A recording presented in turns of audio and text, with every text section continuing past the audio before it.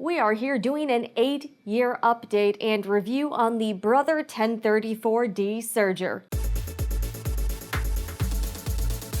Welcome to the Sewing Report. I'm Jen. This channel is all about making sewing and crafts fun and approachable, and we've got a little sewing machine talk today. It has been quite a while since I've last featured this machine on the channel. This is the Brother 1034D Serger. In fact, this was the first sewing related video I ever posted on YouTube. It's on our other channel, More Approved. I'm going to link it below and maybe insert a little cringy clip here. And I'm back. I thought I would do another video. I had fun doing the last one, and I'd mentioned I'd gotten a new serger, so I thought I would talk a little bit about it and what I think of it so far. So, alright. 8 years ago in June, so it's been exactly 8 years since I've owned this machine. I wanted to give my honest thoughts on it, give you sort of a review on it, and who I think a serger might be right for, and what I like and maybe what I don't like about this particular model by Brother. Overall, I think it's a great machine. It's been a fine workhorse. I personally haven't any issues with it, but I want to let you decide for yourself. So we're going to be getting into my experience firsthand with the Brother 1034D Serger. Now, a quick disclaimer, I am not any type of sewing machine expert or sewing machine tech. This is just my experience as a sewing enthusiast, so I do not have any type of business relationship with the Brother Corporation. I purchased this myself 8 years ago off of Amazon, so you can be assured that what I'm saying about this machine is what I really think. And also a quick favor to ask, I know many of you have questions about sewing machines, things you see featured here in videos on the Sewing Report. I would ask that you keep your comments and questions to the comment section down below this video. If you have anything to say, please leave it there, but I do not respond to emails or DMs about the YouTube channel, so please don't send me that type of correspondence because it will not be answered. Okay, so a little bit about me. I've been sewing for about 10 years now. I started around 2013, so it's been a decade of sewing and a little over 7 years of doing the YouTube channel here, the Sewing Report. It's been a complete blast, and I'm really excited to see what the future holds, but I've learned so much in the past decade. When I first started sewing, I was doing more quilting type projects. I got more into clothes around like 2015 or so, and that's why I decided to pick up a serger. So if you're here, first of all, if you have no idea what a serger is, you don't need to buy one. There's like almost no chance you need a serger if you don't know what one is. Also, down below in the description box, I will link a playlist about this machine, all of the videos I've ever done on it. I also have a video you might want to check out if you're here and you don't know what this is. It's a video that's dedicated to explaining different types of sewing machines. We're not going to go over that in this video, but I have a separate video just dedicated to talking about the difference between a sewing machine, a serger, an industrial machine, cover stitch machines, and embroidery machines. There are pretty significant differences, and this machine is not a regular sewing machine. So if you're here and you're very new to it, I would encourage you to check that out because I explain more about the differences. But this is a serger, and this is meant to finish the raw edges of your fabric. So if you buy a t-shirt, when you kind of turn it inside out, you see like some overlocking stitches, typically along the like side seams. That is done with a serger. So that is what this machine does. This again is a Brother 1034D. Brother makes all different types of sergers at different prices. They have different features. This is a pretty entry-level model. Using this machine, you can do a 4-thread overlock, you can do a 3-thread overlock, you can also do a rolled hem. So there are multiple options on what type of finish you can get with the machine. So you can see it's got a fairly large foot on it that's not like your typical sewing machine. It's got 2 needles, and then this is what you get when thread runs through it. It creates an like kind of a network of stitches. That's sort of a simple way to put it. I've had these spools of thread like on here for a very long time. I got these from Wawak Sewing. They're a great source for serger threads, and they're very reasonably priced in my opinion. Now I actually managed to dig out the accessories for the Brother serger. I wasn't even sure where they were, and I was surprised I was able to find them. It took me like a half an hour to track these all down. These do take universal needles, so that is nice that you don't have to go out and buy different types of needles for the serger. So I still have the original like starter pack it came with. It's got these, I think these are for like, if you're using a thread spool instead of a thread cone, I believe that's what these are for. I've never used these. I've also never used the spool nets. Comes with a little like cleaner thingy. This is I believe this is the blind hem foot, and this is the gathering foot. Oh wait, I think I used these for a couple of videos. On the reg, I don't really use these at all. And this is a little Allen wrench. Again, while this is an entry-level machine, an entry-level, typically those are like a few $100s. That's considered entry-level for sewing machines. If you're kind of looking to shop around a little bit. Bare bones features, it's got dials you can change, like the width of the whole stitch pattern, you can change the stitch length, and it also has something called a differential feed. So that's good for different, like if you're working with stretchy fabric or whatnot, it can help you control like if the fabric kind of gets more stretched out, or if it kind of helps bunch it up. If you're working with very, very stretchy fabric, that can be very helpful because a lot of sewists tend to buy this type of machine when they are sewing knit fabric. I would say if you're making a lot of clothing and you work a lot with knit fabrics, I think that is sort of the ideal situation for purchasing a serger. Now again, I've had this machine for 8 years. I've not had it serviced ever. And you know what? It's okay. And at the price I paid, I'm not expecting this to last forever. So whenever this goes, it goes, but I feel like I will have gotten my value out of the price. So I feel like, you know, I'm not going to be disappointed, but this is not the type of machine that's typically really worth paying a lot of money to get serviced or fixed. If you have it and something, again, there are some things you can do. You can change out parts. So this type of machine sews the overlock stitching, and then it also has a little knife on it and it trims off the edge of the fabric. So it creates a very neat finish on fabrics. And yeah, I bought this about 2 years into my whole sewing journey. In hindsight, I don't really think I needed it. It is nice to have. I would not say it's a necessity for a lot of different types of sewing. And if I'm being completely honest, I haven't really used this machine in several months. I think I last used it to finish off some canvas fabric. I was making like kind of a mat for my rabbit's floor pen. I use very thick canvas on J-Hop's like flooring so that she has some good traction so her little paws don't slide around. So I used the canvas to sort of finish off the edges of it, and it held up pretty well. Like the canvas I was using was like 20-ounce it was like super thick canvas, and this handled it pretty well. I have not had any major issues with the machine. In fact, the only issues I can think of that I've had with the machine were user error. So it's like I had the presser foot up and not down. Like it was something like that, and it wasn't anything. Where is the presser foot? It wasn't anything that was really wrong with the machine. It's that I was just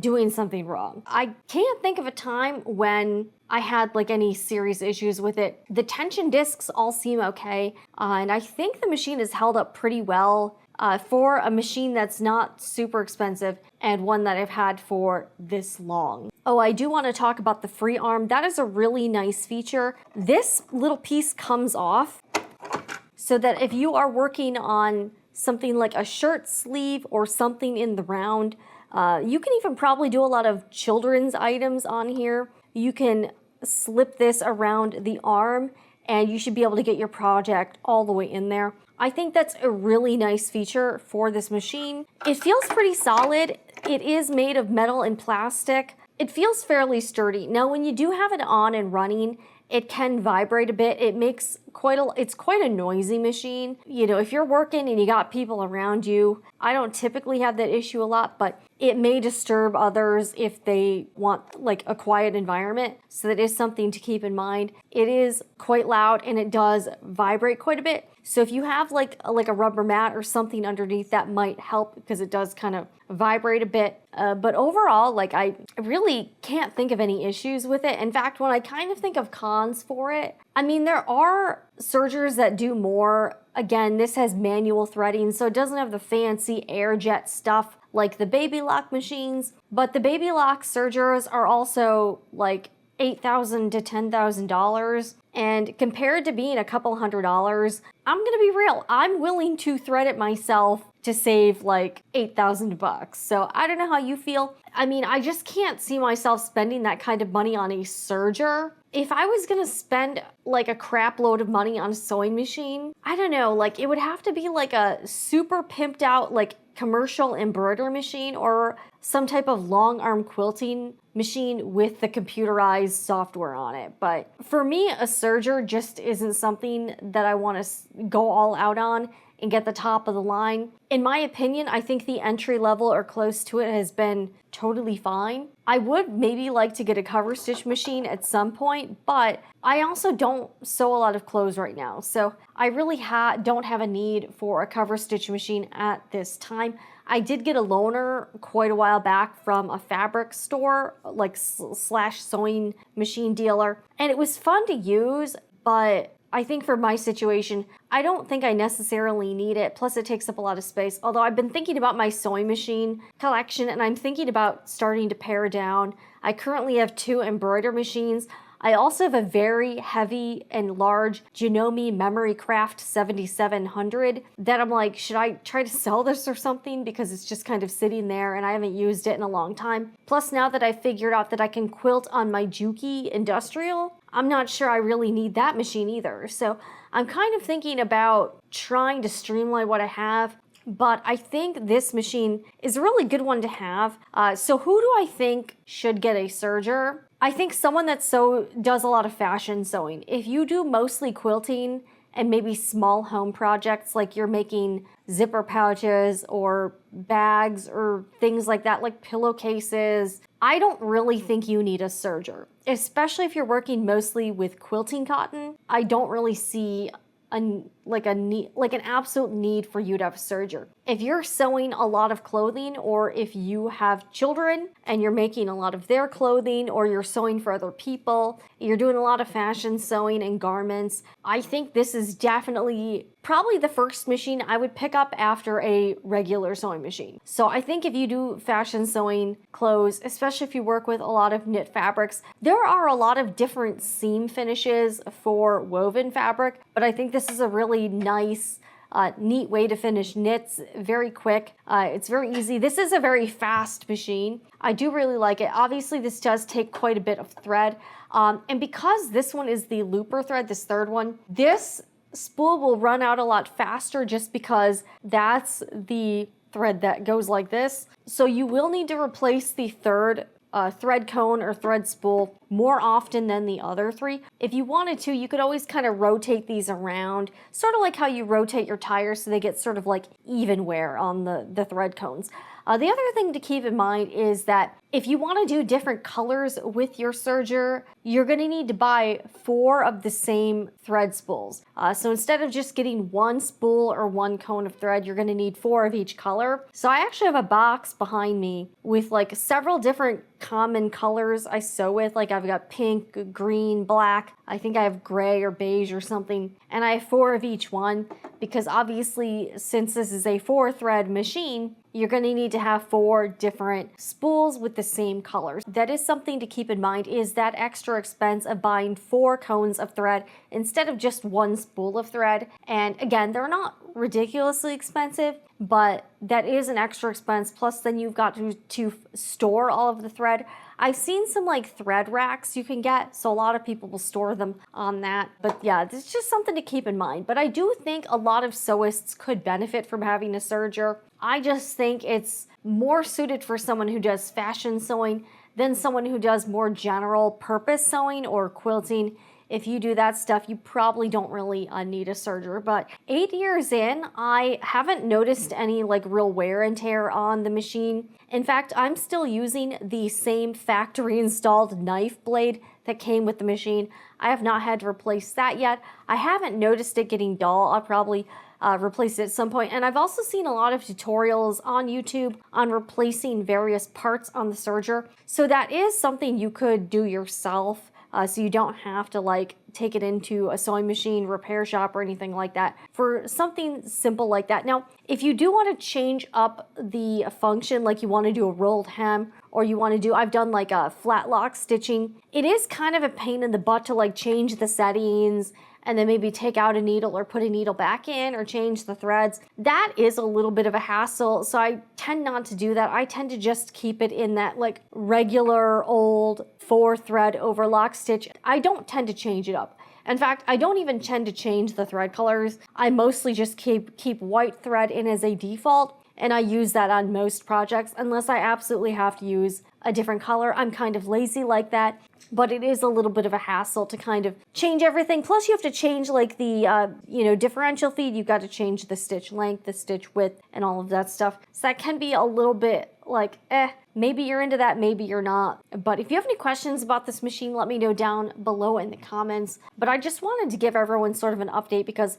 again, I know I've done videos in the past and it's been a while since I've really talked about this machine. I do really like it. I think the thing I love about the Brother 1034D is that when I need to use it, it just works. Just take it out, plug it in, the thread's already loaded, and it just works right away. I don't really have to tinker with it. Sometimes I will tweak like some of the settings like a little bit, like the differential feed. Oh, and there is a little lever on here that you can let's see, release knife at lower position. So you can actually disengage the knife with the little switch on the side, so that is kind of handy. I kind of forgot about that feature, honestly. Let's see, I think this is the knife on. But yeah, when you turn it on, it just works.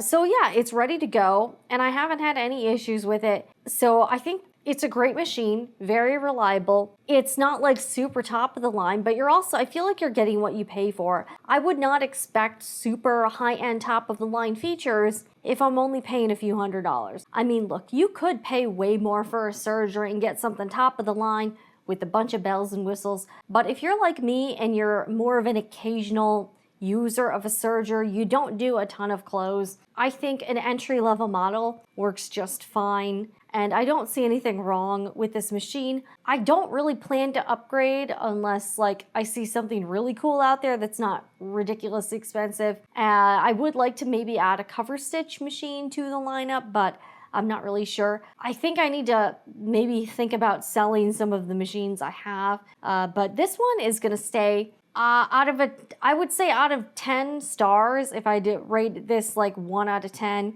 I would say I would give this, in terms of like everything, if we're including like the price and value and everything, I would give this easily an 8.5. Again, I don't have any major complaints. This works. Oh, and this is the tension. Yeah, I kind of should have mentioned this. I pretty much keep the tension set to these numbers. And I haven't really, the only one I've really needed to tweak is I think one of these two, but generally I don't really need to mess with the other ones. And again, I don't feel like threading takes that long. I think it's fairly simple. Everything's color coded inside. Oh, and I did come up with this hack. I have a shop vac, and this, one thing this does, here, I'll kind of open this up. This does tend to get like a lot of buildup inside because you're cutting off the fabric as it's running through the machine. You do need to clean this out very often. And I had like a video on my like YouTube shorts, but this can get very like built up with like random little bits of fabric.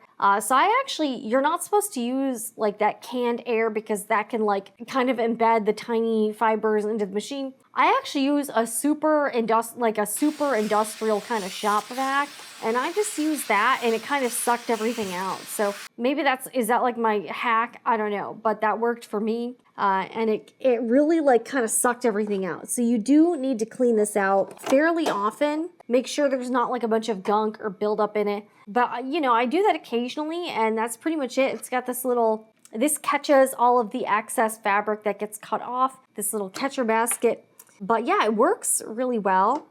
And again, I like how this machine, it's got like everything labeled on the machine. I don't know what else to say about it. It's a Serger. I don't know what else you want it to do. It doesn't like print money or make you dinner or anything, but for the price, which again does fluctuate, I think it's a great value, and I've been pretty happy with it. So I don't really have any like big complaints about it. But if you have this Serger, Let me know if you have any tips or tricks or maybe like secrets you've discovered. I would love to know. Maybe there's something I don't know. I would love to learn too. So let me know down below in the comments. But this has been an 8-year update and a review of the Brother 1034D Serger. I hope you found this video helpful. Be sure to check out some of my other beginner sewing videos. Anyways, I'm Jen with the Sewing Report. I'll see you guys again in the next video. And remember, whatever you're doing, make it fun.